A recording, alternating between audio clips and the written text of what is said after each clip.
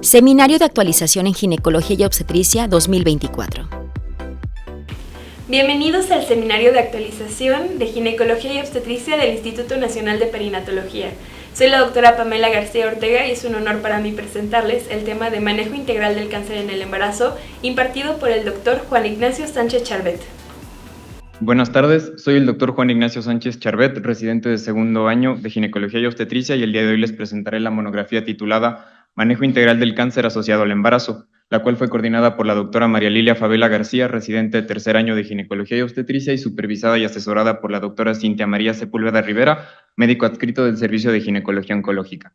Como objetivos de la siguiente plática tenemos de analizar la epidemiología y los diferentes factores de riesgo del cáncer asociado a la gestación, describir las estrategias de tratamiento multidisciplinario del cáncer en el embarazo, evaluar las guías y protocolos internacionales para el manejo de los diferentes tipos de cáncer en el embarazo e identificar las complicaciones obstétricas asociadas al cáncer y su tratamiento durante el embarazo.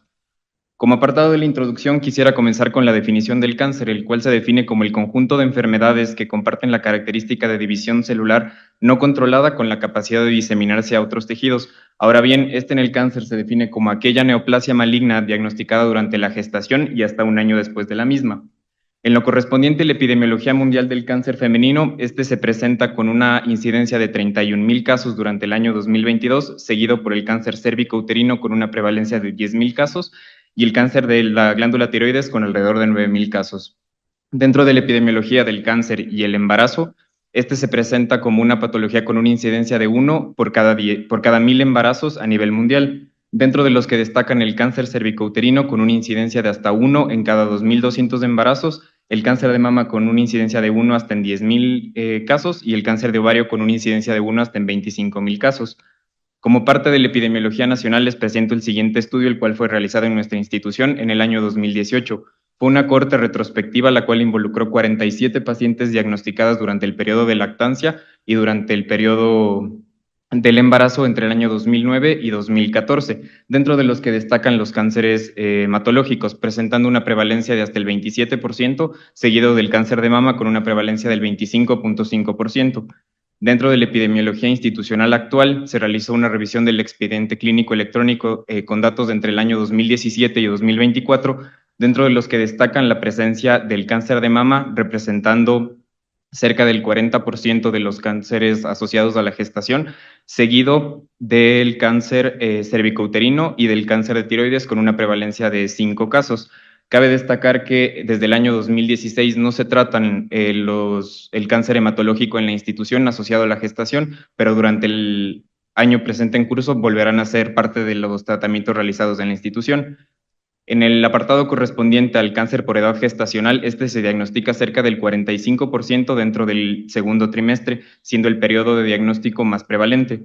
En los factores asociados exclusivamente a la gestación y a la prevalencia del cáncer, destacan 2 realizados en un estudio en Suecia que analizó cerca de 1 millón de pacientes embarazadas. Los únicos factores de riesgo asociados exclusivamente a la presentación de cáncer durante la gestación son el consumo de tabaco con un riesgo de 0,2 veces más de ocurrencia y la edad materna entre 40 y 44 años con una prevalencia y tener más riesgo de hasta 0,7 veces. En el apartado de la fisiopatología quisiera mencionar las características que cumple la célula oncológica conocido como hallmarks del embarazo para la supervivencia de la misma. La célula oncológica tiene la capacidad de señalar continuamente para la división y el crecimiento celular, evitando los diferentes mecanismos regulatorios normales. Esta señalización proliferativa incontrolada se mantiene mediante diferentes mutaciones de oncogenes que impulsan el ciclo celular. En el contexto de una paciente embarazada, estos cambios hormonales y los factores de crecimiento pueden amplificar aún más estas señales, lo que puede conllevar a un riesgo de crecimiento tumoral acelerado. Dentro del apartado de supresión de crecimiento o la evitación de supresores de crecimiento, una célula normal tiene mecanismos que inhiben la proliferación celular excesiva, destacando el TP53 y el RB1. Durante el embarazo, el sistema inmunológico se modula para prevenir el rechazo fetal, lo que podría traducirse en una disminución en la efectividad de la vigilancia inmunológica de las células tumorales, permitiéndoles sortear estos mecanismos con mayor facilidad. Otro punto importante es la evasión de la apoptosis. Las células oncológicas adquieren resistencia a la muerte celular programada, un proceso esencial para poder eliminar las células anormales. Esta resistencia se logra mediante diferentes mutaciones que regulan la apoptosis, por ejemplo, la inhibición en los genes de la familia BCL2. Durante la gestación, el ambiente antiapoptótico es necesario para la protección fetal, lo que puede contribuir a una mayor supervivencia de este tipo de células. En el apartado de invasión y metástasis, las células oncológicas tienen la capacidad de invadir diferentes tejidos circundantes y propagarse a sitios distantes. Esto implica cambios en la adhesión celular, en la degradación de la matriz y principalmente en 3 puntos importantes: la extravasación, la micrometástasis y la colonización. Durante la gestación, los cambios fisiológicos en el cuerpo, como las alteraciones en el sistema inmunológico y el aumento del flujo sanguíneo, pueden facilitar este mecanismo. La replicación inmortal: una célula normal puede dividirse un número finito de veces debido al acortamiento de los telómeros. Esto es conocido como el límite de Hayflick. Las células oncológicas superan esta limitación debido a la activación de una enzima llamada telomerasa que extiende los telómeros, permitiendo una replicación ilimitada. Durante la gestación, el aumento de esta renovación celular y el entorno hormonal del embarazo pueden aumentar la actividad de la telomerasa, apoyando a la inmortalidad celular. La angiogénesis sostenida es un mecanismo necesario para que una célula tumoral crezca en mayor tamaño y desarrolle su propio suministro de sangre a través de la angiogénesis. La célula oncológica secreta varios factores angiogénicos como el factor endotelial, el FC1 y el factor de necrosis tumoral alfa, los cuales van a generar una proliferación sanguínea aumentada para la nutrición de la estructura tumoral. El embarazo implica angiogénesis para la nutrición del feto, lo que podría proporcionar inadvertidamente que los tumores de los vasos sanguíneos también proliferen para su crecimiento.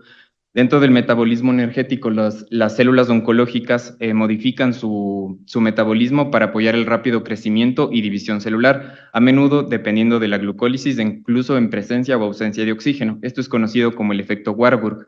En el embarazo, el cual induce cambios metabólicos para poder satisfacer las demandas energéticas del feto del crecimiento, lo cual puede proporcionar un entorno favorable para que estas vías del metabolismo alteradas proliferen.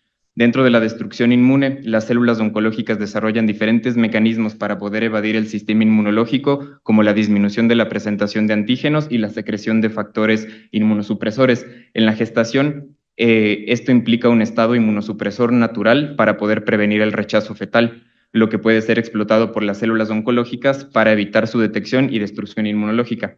Cabe recalcar que todas las teorías previamente mencionadas acerca del embarazo son hipótesis de relaciones que pueden existir entre la fisiopatología de una célula oncológica normal y los cambios fisiológicos que existen durante el embarazo. Dos de los mecanismos principales previamente mencionados son la angiogénesis sostenida y la destrucción inmune, ya que el embarazo implica un aumento de vasos sanguíneos naturales, lo que podría proporcionar cambios morfológicos para el aumento de vasos sanguíneos necesarios para la nutrición tumoral. Otro punto importante es la destrucción inmune. Dentro de la destrucción inmune, ya que existe un estado de inmunosupresión natural para poder prevenir el rechazo fetal, esto puede ser explotado por las células oncológicas para evitar su detección y su posterior destrucción inmunológica.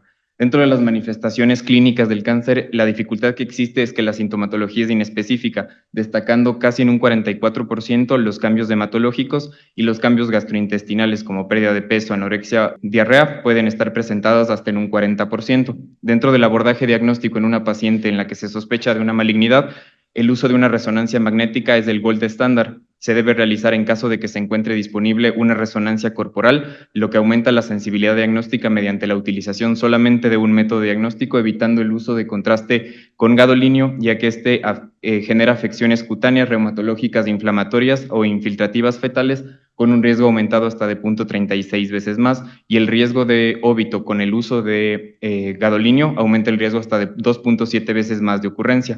En la siguiente tabla les presento la morbilidad fetal que existe por la radiación intrauterina. El riesgo inicia con la administración de 50 miligrays de radiación para tener un riesgo que le otorga al paciente pediátrico a lo largo de su vida de un 3% de presentar cáncer, el desarrollo neurológico y organogénesis superando los 100 miligrays y malformaciones severas superando los 200 miligrays de exposición. Para conocer qué cantidad de radiación emite cada uno de los métodos diagnósticos, les presento la siguiente tabla, en la cual en la columna de la izquierda se observa la dosis media de grays que se pueden administrar y el número seguro de métodos que podemos utilizar. Como método de ejemplo, uno de los más importantes, la realización de una radiografía de tórax, se puede realizar hasta 5,000 veces para poder generar una probabilidad de ocurrencia de riesgo. Dentro de los pilares de manejo obstétrico tenemos el abordaje multidisciplinario por el servicio de oncología, obstetricia, medicina materno-fetal, psicología y nutrición. Considerando todos estos puntos, existe la duda de si se puede interrumpir un embarazo. En la siguiente tabla les presento las consideraciones relativas para la interrupción del embarazo, teniendo como preámbulo que el cáncer y el embarazo son condiciones que pueden existir sin alterar la progresión, vigilada por un equipo multidisciplinario con la posibilidad de postergar el tratamiento. La Sociedad Europea de Oncología Médica menciona que se podría considerar esta opción en caso de que exista un deterioro significativo de las condiciones de la paciente, alto riesgo de teratogénesis en valoración por medicina materno-fetal y el más importante, el deseo de la paciente, el cual es el punto más importante que tenemos que considerar, ofreciendo esto antes de la semana 20. Muchas de las pacientes que deciden interrumpir el embarazo, que puede llegar hasta el 28% de las mismas, es debido a la edad gestacional temprana, cánceres de origen hematológico y los desenlaces pediátricos. Entonces se genera la pregunta, ¿continuar o detener con el embarazo? Interrumpir el embarazo no añade ningún beneficio a la madre. Para esto les presento el siguiente estudio, el cual tuvo como objetivo realizar pruebas de desarrollo cognitivo en niños expuestos a quimioterapia intraútero versus niños no expuestos a quimioterapia. Fue un estudio que analizó 338 mujeres embarazadas, de las cuales se obtuvieron 57 pacientes, 35 fueron expuestos a quimioterapia intraútero y 22 de ellos no fueron expuestos. En la siguiente tabla podemos observar que no hubo ninguna diferencia significativa en la comparación de ninguno de los dos grupos, utilizando dos escalas cognitivas, la BCID-3 y la WPPSI-2, las cuales comparaban puntos de desarrollo cognitivo, psíquico y de desarrollo de rendimiento académico. Como conclusión, se evidencia que no se pudo demostrar una diferencia significativa a la capacidad cognitiva, el rendimiento escolar o la capacidad conductual. El siguiente estudio tuvo como objetivo evaluar el desarrollo pediátrico de niños cuyas madres fueron diagnosticadas con cáncer durante el embarazo contra niños nacidos de madres saludables sin cáncer. Fue un estudio que analizó 129 pacientes en el grupo de exposición prenatal y 127 pacientes no expuestos, de los cuales el 74% fue expuesto a quimioterapia. En la imagen de la derecha podemos observar un forest plot en la cual comparaba los dos grupos mediante exposición a quimioterapia, sea con antraciclinas, con taxanos, con derivados del platino. Se concluyó que la exposición prenatal a cáncer materno no perjudicó el desarrollo cognitivo, cardíaco o general y no se encontraron diferencias en los hallazgos cognitivos basados en la escala de Bayley 2 o 3. Dentro de las generalidades del tratamiento de las pacientes con cáncer está el apartado de la radioterapia. Tenemos que saber que la radioterapia tiene riesgos bien establecidos y que deben equilibrarse con los beneficios esperados. La dosis fetal depende del método utilizado, como se presentó en la tabla previa, y que la radiación, para que ésta tenga una consideración terapéutica, tiene que superar los 4,000 centigrays, dosis que serían letales letales fetales y podrían causar aborto espontáneo. En el cuadro superior se observa el periodo ideal para no realizar la administración de radiación pélvica. En el apartado de la quimioterapia, estos son medicamentos considerados categoría D o X por la FDA y tenemos que saber que la exposición durante las primeras 2 semanas puede llevar a aborto espontáneo o a desarrollo anormal. Dentro del segundo o tercer trimestre podrían desarrollar restricción de crecimiento intrauterino, bajo peso al nacer, aborto espontáneo y parto pretérmino, pero disminuye significativamente el riesgo de realizarlo a partir de la semana 14. Uno de los medicamentos más comunes usados dentro de la quimioterapia es los platinos, que es un medicamento que filtra a través de la placenta, pero no genera riesgos significativos mayor que los beneficios esperados. Dentro del tratamiento quirúrgico tenemos que conocer que la cirugía es un tratamiento que puede ser realizado durante cualquiera de los trimestres del embarazo, pero que el tiempo ideal es al inicio del segundo trimestre.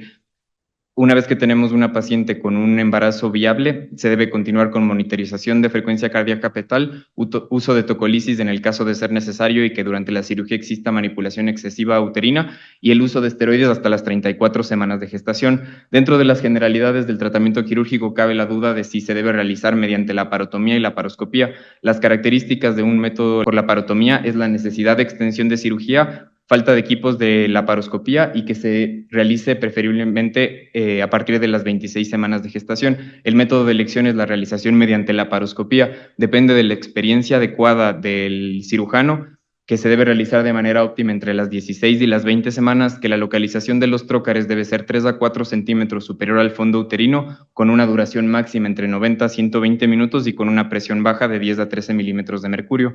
Dentro del apartado del pronóstico, esta es una tabla comparativa la que muestra una supervivencia al año y a los 5 años, dentro de las que quería destacar el cáncer cervicouterino, el cual tiene solamente una diferencia de 4% entre 1 y 5 años, y el cáncer de ovario con una diferencia del 7%. Dentro de los resultados materno-fetales tenemos los más importantes, la muerte materna, hasta 5.9 veces más de riesgo, y dentro de los riesgos fetales se encuentran el ingreso a unidad de cuidados intensivos con un riesgo de 6 veces más de ocurrencia y de neumonía de 3 veces más, entre otros.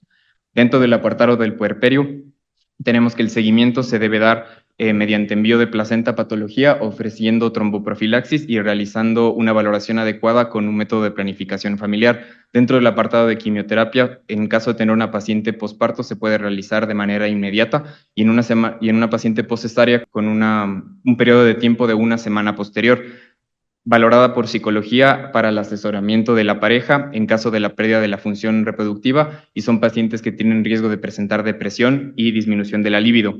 En el apartado de lactancia es importante considerar que esta está contraindicada en caso de quimioterapia con un intervalo de tiempo de 2 semanas posterior al último ciclo, ya que pueden causar leucopenia e infección neonatal.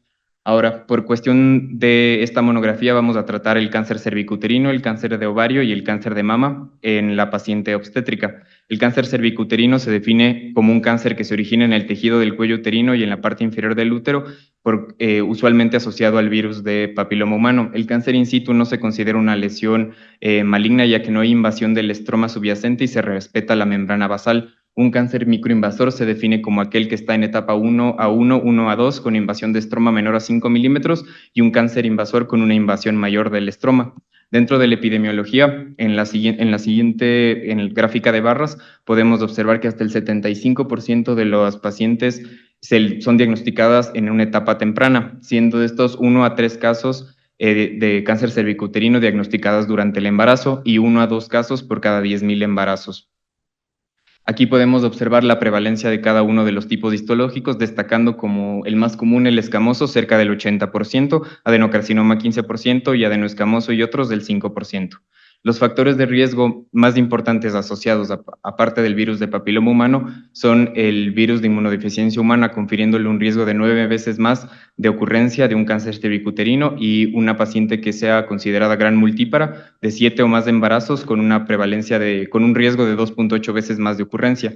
Dentro de la clínica destacan el sangrado transvaginal, el cual se presenta en el 63% de las pacientes, la presencia de flujo transvaginal el 13%, sangrado poscoital 4% y pacientes asintomáticas hasta en el 18%. En la siguiente tabla les presento los cambios fisiológicos que existen durante el embarazo y los cambios oncológicos que son observados mediante la especuloscopía.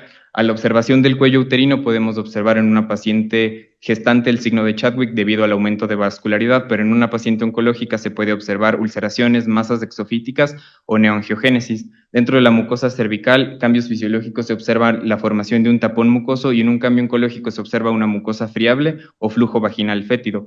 Dentro del tamaño existe una hipertrofia generalizada en el cérvix de una paciente embarazada, pero en una paciente oncológica podemos observar un crecimiento irregular, como se observa en la imagen de la parte izquierda. Y dentro de la vascularización existe un incremento fisiológico en la vascularidad del cérvix. Sin embargo, en un cambio oncológico podemos observar neoangiogénesis y vasos aislados, como es en la imagen de la izquierda en la parte inferior. Dentro de la exploración física, es uno de los métodos más importantes que nosotros tenemos para poder decidir si la paciente es candidata a un tratamiento médico o a un tratamiento quirúrgico. Dentro de la exploración física, mediante el tacto vaginal, se puede determinar una lesión palpable o una tumoración que no se extiende fuera del cuello uterino, la cual sería considerada un estadio 1.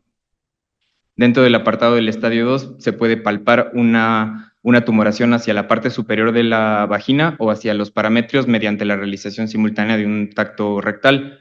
Dentro del estadio 3 se observa una invasión al tercio inferior de la vagina con una obstrucción uretral en caso de tener síntomas asociados a la vía urinaria, y un estadio 4 en el caso de que la palpación de cadenas ganglionares, principalmente inguinales, se encuentre positiva mediante la palpación superficial. Dentro del apartado de la colposcopía, posterior a la observación de estos datos mediante la exploración clínica, tenemos varios datos como son la congestión vascular. Al aplicar la solución salina se puede observar epitelio columnar. Mediante la aplicación de ácido acético al 3% podemos observar zonas acetoblancas o epitelio escamoso, como se observa en la imagen de la derecha. Y también a la aplicación de luz verde podemos observar vasos sanguíneos atípicos, característico de la angiogénesis sostenida en la parte izquierda. Al aplicar solución yodada podemos observar áreas yodo negativas compatibles con malignidad, como se observa en la foto de la derecha. Tenemos que tener en cuenta que toda paciente que tenga un cáncer o una sospecha de malignidad durante la gestación debe contar con una biopsia, la cual se debe realizar con una profundidad de 2 a 4 milímetros. Es una biopsia de menor diámetro con la utilización de suturas hemostáticas en caso de presentar sangrado, y la realización de un cono diagnóstico, el cual puede ser realizado en caso de un cáncer microinvasor. Dentro de las complicaciones que pueden existir dentro de un cono diagnóstico de la toma de una biopsia son la hemorragia hasta en un 10% y le confiere un riesgo a una paciente de un parto pretérmino de hasta el 15%. Tomando en cuenta que algunas condiciones no son iguales en la paciente no gestante, como la realización del legrado endocervical, el cual está contraindicado en una paciente. Dentro del abordaje con estudios paraclínicos tenemos la realización de un ultrasonido y una resonancia magnética para la extensión de la misma, teniendo una sensibilidad del 84 y 74% y de hasta el 91 a 96% respectivamente. Tomando en cuenta que uno de los mejores métodos para detección de metástasis a distancia es del PET scan, pero está contraindicado su realización durante la gestación. Una vez con estos datos clínicos y paraclínicos, les presento la clasificación de la FIGO 2018, la cual lo clasifica en 4 estadios. El 1, confinado al cervix; el 2, un estadio con invasión fuera del útero, pero no en el tercio inferior de la vagina ni a la pared pélvica; el 3, con un tercio comprometiendo el tercio inferior de la pared de la vagina, la pared pélvica, hidronefrosis, insuficiencia renal, ganglios linfáticos pélvicos o paraórticos; y 4, extensión más allá de la pelvis verdadera, mucosa vesical o rectal. En el tratamiento tenemos 2 terapias indicadas, la cirugía y la realización de la quimioterapia. Les presento el siguiente algoritmo de la ESMO, la cual lo clasifica por subestadios de la clasificación previamente mencionada.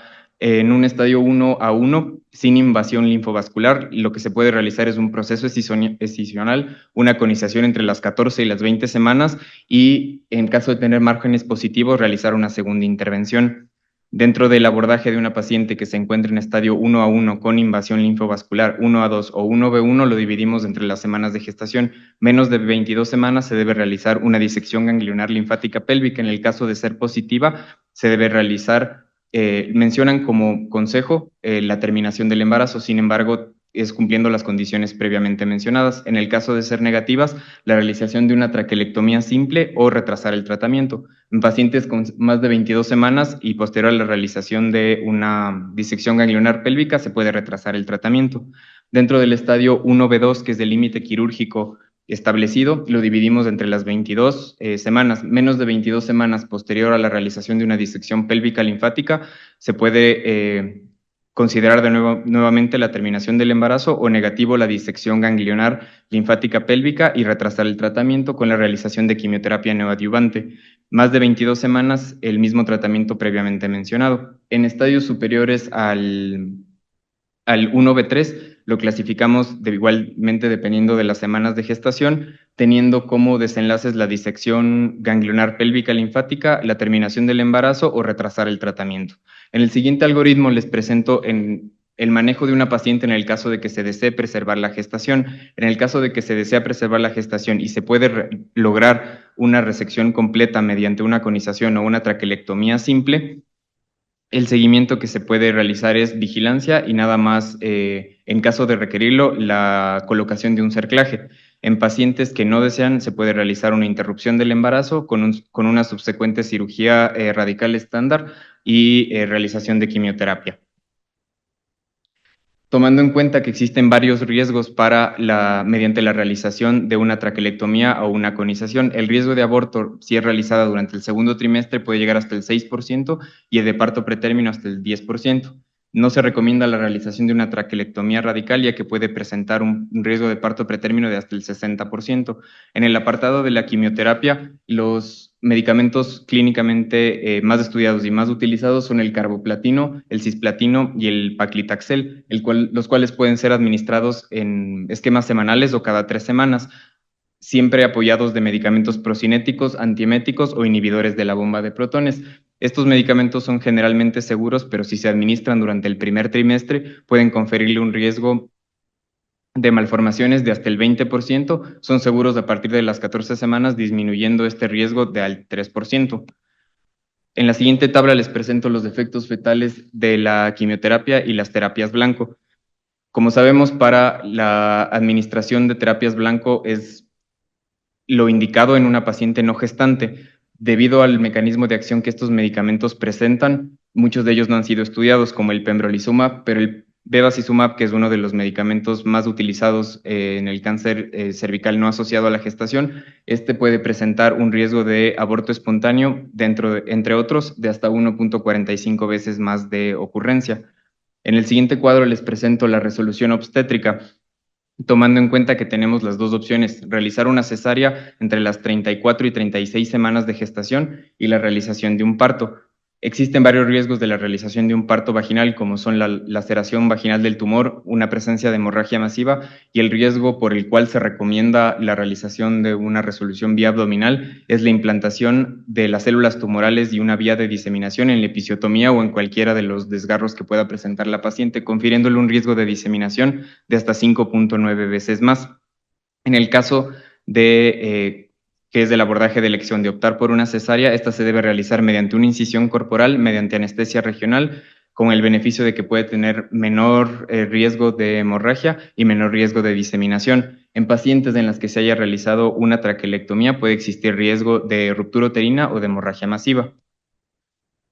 El tratamiento quirúrgico, está indicado en caso de pacientes con enfermedad residual después de una traquelectomía, tumores 1B1 que no deseen cirugía de preservación de fertilidad y en tumores 1B2 o 1B3 después de la quimioterapia adyuvante. En la siguiente tabla les presento una comparativa entre las ventajas de realizar una cesárea más histerectomía radical en el mismo tiempo quirúrgico o la realización de una histerectomía diferida. La elección por parte de la ESMO es la realización de una cesárea más histerectomía radical en el mismo tiempo quirúrgico, y en el único punto en el que se vio superado por la histerectomía diferida es por la pérdida sanguínea menor y en el riesgo de complicaciones posoperatorias, pero el cual no fue significativo como para poder someter a una paciente a una intervención quirúrgica en 2 ocasiones.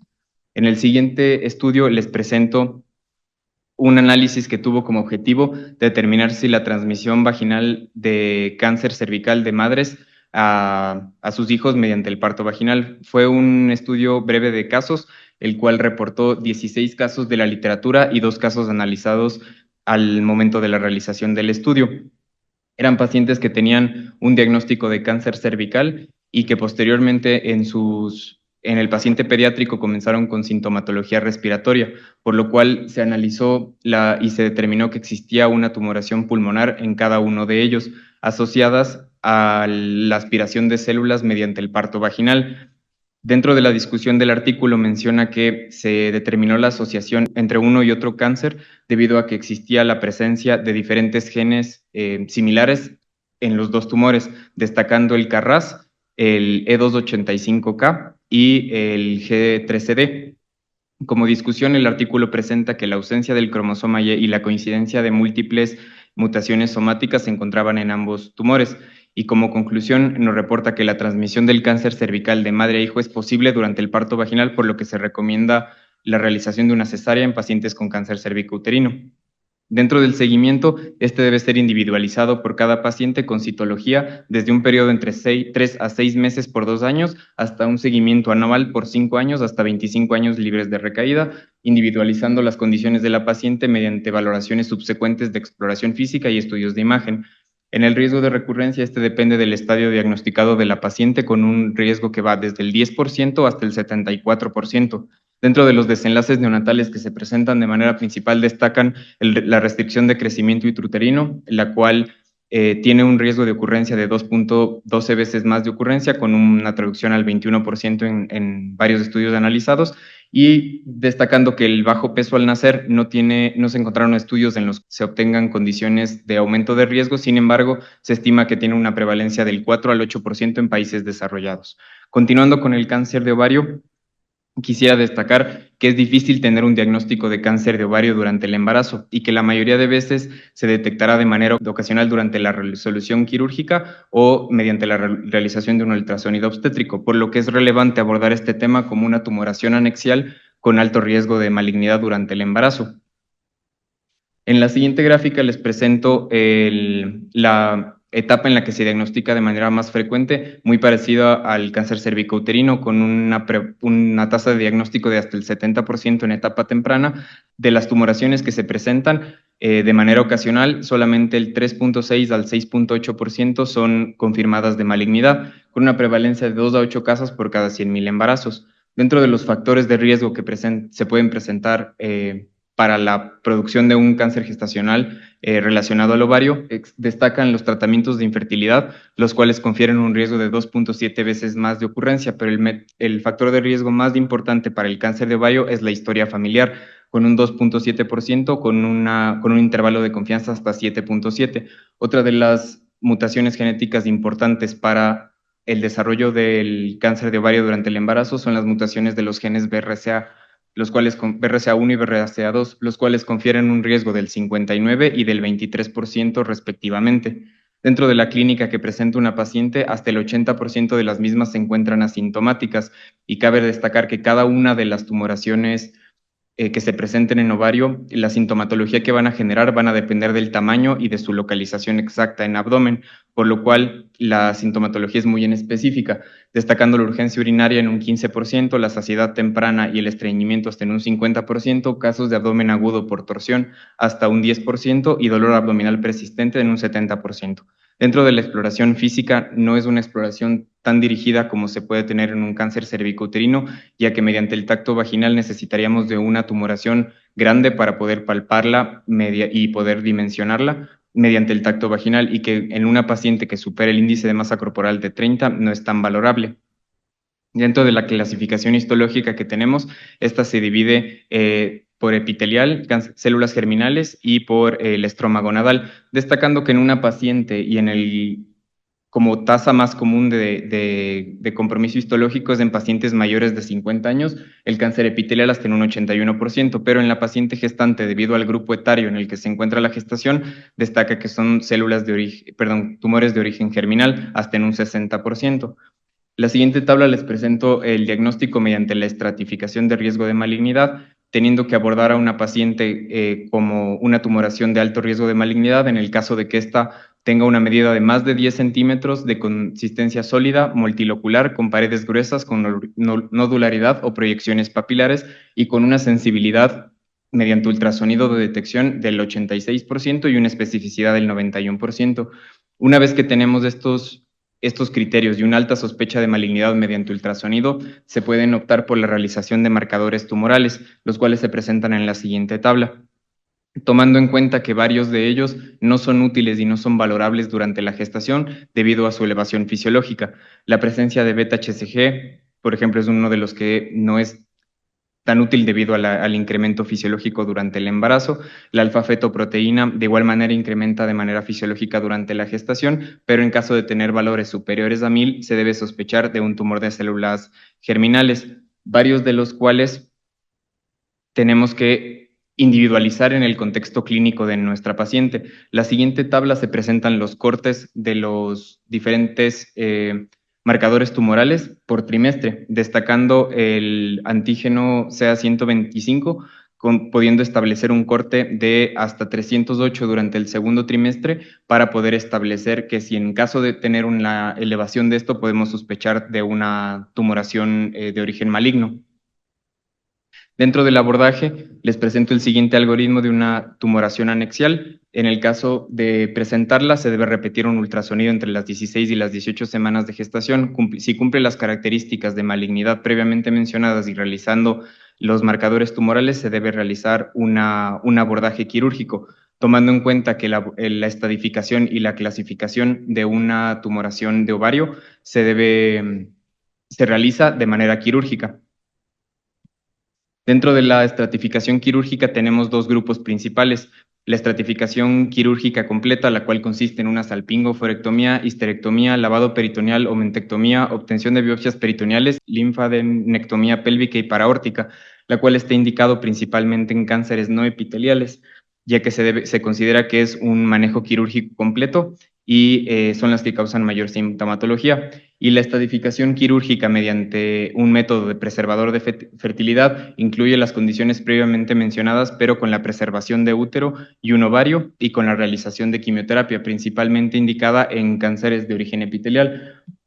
Una vez abordada esta paciente mediante temas clínicos y paraclínicos, tenemos la clasificación de la FIGO 2018.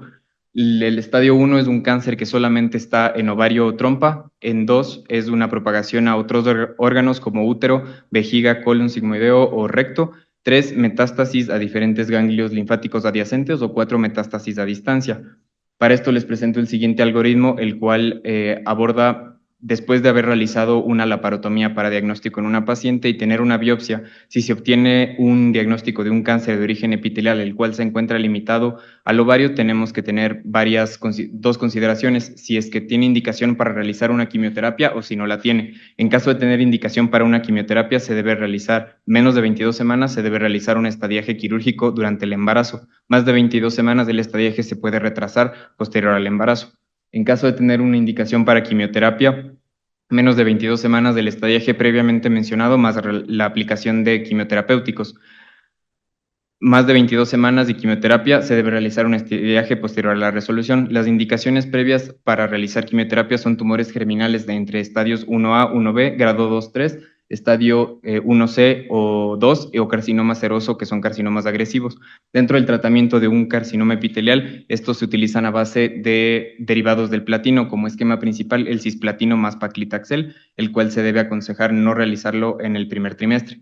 En el caso de tener un diagnóstico después de biopsia de células germinales o de cordones sexuales sin indicación para quimioterapia, seguimiento en caso de ser un embarazo de menos de 22 semanas y en un embarazo mayor a 22 semanas se puede realizar un estadiaje posterior a la cirugía.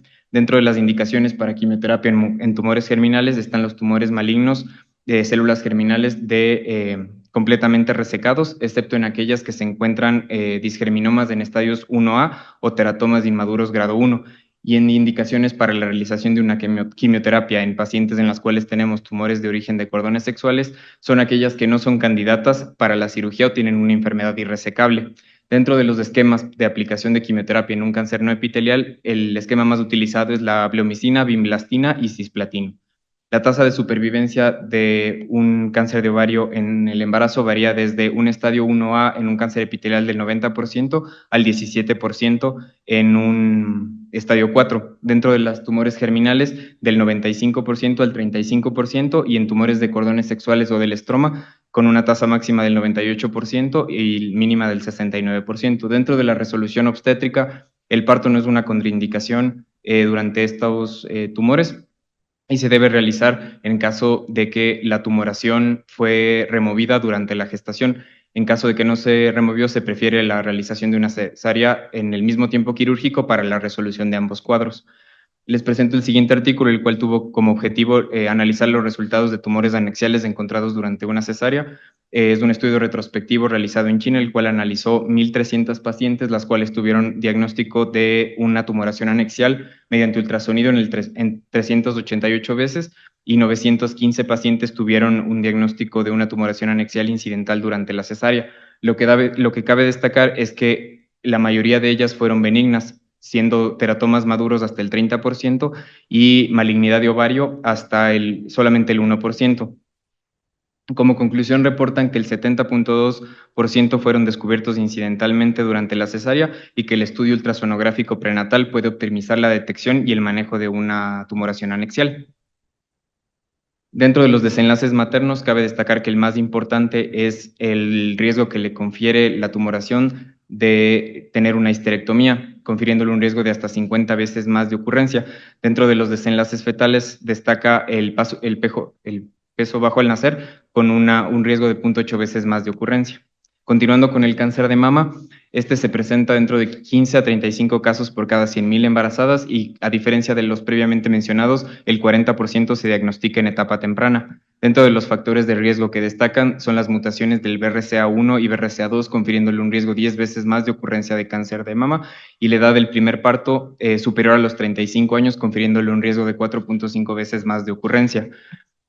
Dentro de las manifestaciones clínicas que puede presentar una paciente destacan la tumoración mamaria, la cual se presenta hasta en el 90% de las pacientes, y los cambios en la piel hasta el 30% de las pacientes. En la gráfica de la derecha les presento la localización más frecuente de las tumoraciones mamarias, la cual el 60% se encuentra en el cuadrante superior externo.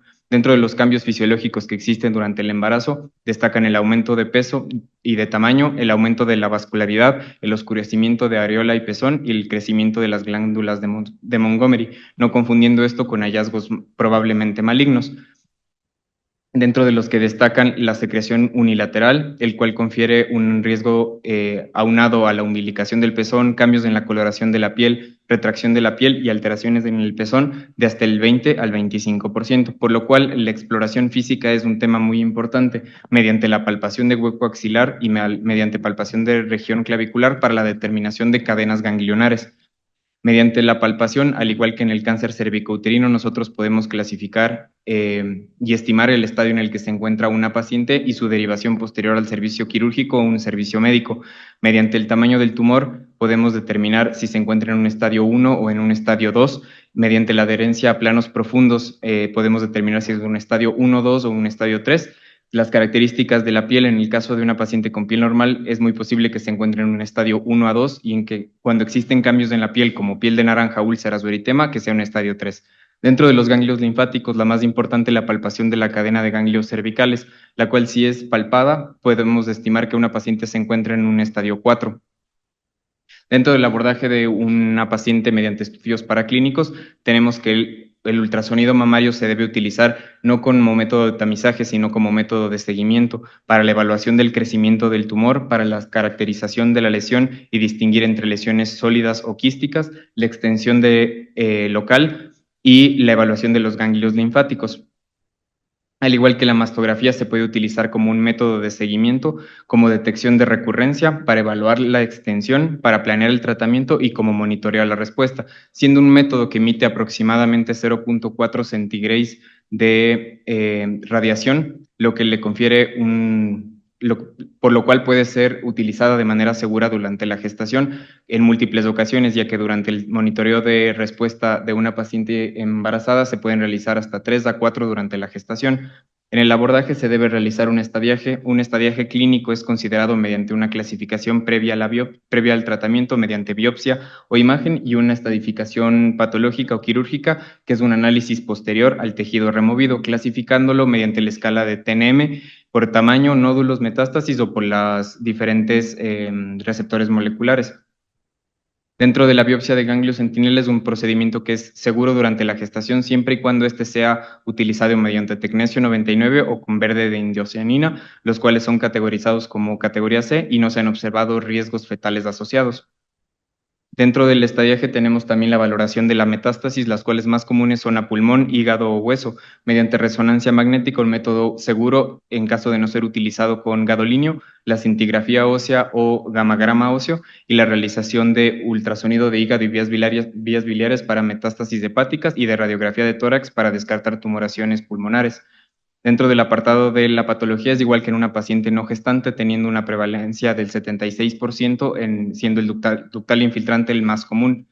En el apartado de la fisiopatología y las diferencias entre una paciente gestante y no gestante, tenemos que los receptores hormonales tienen una frecuencia más baja de expresión de estrógeno y progesterona, siendo de 25% en el embarazo y de 55 a 60% en una paciente no gestante, y no está claro si existe una sobreexpresión del factor de crecimiento epidérmico humano HER2. En la siguiente tabla es una tabla comparativa entre la prevalencia durante la gestación de los subtipos moleculares y de la prevalencia sin gestación, donde destaca la disminución de la prevalencia durante la gestación del luminal A, pero todavía siendo el más común. Dentro de la estadificación tenemos que la importancia mediante la escala de TNM es la diferenciación en un estadio temprano y un estadio localmente avanzado, teniendo como corte un T2N1 para establecer un corte de un estadio temprano. Dentro del tratamiento les presento el siguiente algoritmo, el cual es obtenido de la NCCN, el cual lo clasifica entre primer, segundo y tercer trimestre. En caso de primer trimestre, y la decisión de continuar el embarazo, se puede ofrecer una mastectomía axilar más una estadificación axilar con una posterior quimioterapia en segundo trimestre. No se ofrece una mastectomía conservadora, una cirugía conservadora, perdón, ya que esta se debe administrar conjuntamente con radioterapia con un periodo máximo de 8 semanas. Entonces, por eso no se ofrece durante el primer trimestre. En el caso del segundo y tercer trimestre, se puede ofrecer una mastectomía, una cirugía conservadora más estadificación axilar, o se puede realizar una quimioterapia preoperatoria con la posterior realización de este tratamiento quirúrgico. Dentro del tercer trimestre, se debe realizar una mastectomía o una estadificación axilar, con también la realización de una cirugía conservadora, ya que estaríamos cerca del periodo en el que podemos administrar radioterapia. En la siguiente tabla les presento una comparación entre la realización de una mastectomía total y una cirugía conservadora de mama, en la cual dependiendo del trimestre en la que nos encontremos, y lo que cabe destacar es que la cirugía conservadora de mama presenta una tasa mayor de recurrencia debido a que no se puede administrar radioterapia, que es el tratamiento ideal durante la gestación. Los tratamientos quimioterapéuticos presentados durante la gestación son varios, dentro de los que destacan, y quisiera mencionar que son iguales a una paciente no gestante y que se debe tratar a una paciente gestante como una no gestante, solamente exceptuando la terapia con anti-HER2 mediante trastuzumab, ya que está contraindicado, y la terapia endocrina mediante tamoxifeno, ya que puede generar anomalías congénitas mayores hasta en 1.1 veces más de riesgo. Dentro de la supervivencia, tenemos que es dependiendo del estadio de la enfermedad, teniendo una etapa temprana con un pronóstico de supervivencia de hasta el 88% y en una paciente con metástasis de hasta el 15%. Les presento el siguiente artículo, el cual tenía como objetivo aclarar las características, las tendencias de tratamiento y los resultados a largo plazo de las pacientes con cáncer de mama asociado al embarazo. Compara dos grupos principales: pacientes que fueron diagnosticadas de cáncer en el embarazo durante el periodo de lactancia y pacientes diagnosticadas de cáncer durante la gestación, incluyendo grupos desde 1946 hasta el 2018. Se compara la supervivencia de los dos. Como podemos observar en las curvas de Kaplan-Meier, la conclusión del estudio fue que las pacientes con diagnóstico durante la lactancia tuvieron un peor pronóstico que aquellas pacientes que se diagnosticaron durante la gestación, principalmente debido a la progresión de la enfermedad en lugar de las características biológicas. Como conclusiones de la siguiente plática, les quisiera mencionar que la identificación temprana y la comprensión de factores de riesgo son cruciales para mejorar los resultados materno-fetales, que el manejo del cáncer durante el embarazo requiere un enfoque multidisciplinario, que el tratamiento de cada paciente debe ser individualizado considerando el deseo de preservación del embarazo, el estadio clínico y las semanas de gestación, y que el cáncer y su tratamiento pueden estar asociados con complicaciones obstétricas. Sin embargo, con un manejo adecuado y un seguimiento estrecho, muchas de estas complicaciones logran mitigarse. Muchas gracias. Agradecemos al doctor por su excelente ponencia. Los esperamos en el siguiente seminario.